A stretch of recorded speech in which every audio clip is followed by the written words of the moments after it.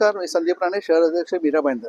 ते बघत असाल आपण या ठिकाणी नवघर पोलीस स्टेशन या ठिकाणी आपण उभे आहोत.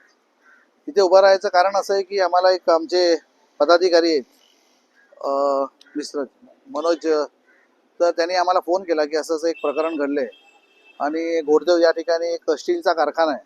त्या ठिकाणी एक महिला एक मुलगी काम करत होती आणि जेव्हाचा लंच टाईम झाल्यानंतर सर्व कामगारांना त्यांनी जायला सांगितलं आणि त्या मुलीला थांबवलं आणि त्या मुलीला थांबवून त्याच्यावर अश्लील चाळे त्याच्या अंगावर हात घातला आणि ताबडतोब आम्ही पोलीस स्टेशनला पाचारण करून ताबडतोब त्या ठिकाणी आम्ही त्या नराधामाला या ठिकाणी आणलेलं आहे.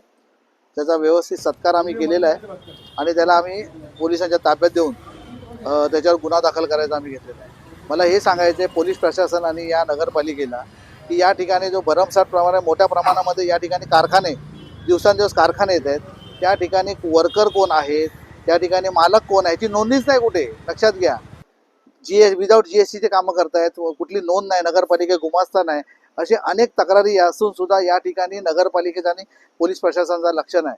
तर मी या व्हिडिओच्या माध्यमातून सांगतो आणि मी जे या ठिकाणी जे सिनियर असतील किंवा CP साहेब असतील यांना कळकळीची विनंती करतो की या ठिकाणी असे कारखाने जे आहेत त्याच्या कुठे आळा बसायला पाहिजे का. दिवसांदिवस या ठिकाणी कामगार येतात, कुठून येतात, काय येतात, त्यांच्या मालकाचं स्टेटस काय हे कुणालाच काय माहिती नाही. त्यामुळे ही मुलगी 1.5 महिन्यापासून या ठिकाणी कामाला होती या ठिकाणी आणि या ठिकाणी असं कृत्य केलेलं आहे. असं या ठिकाणी त्यांनी बलात्कार करण्याचा प्रयत्न केलेला आहे. याचा नराधामान आम्ही पोलिसाच्या ताब्यात दिला आहे. पोलिसांनी मी सतर्क राहावं आणि जास्तीत जास्त त्या ठिकाणी कारखान्याची स्क्रुटनी व्हावी आणि व्हेरिफिकेशन व्हावं. यांच्याकडे पोलीस NOC आहे का, गुमास्ता लायसन आहे का, GST नंबर आहे का, ह्याच्यावर नक्कीच प्रकाश घालतील आणि आम्ही आता अर्ज CP साहेबांना देतोय.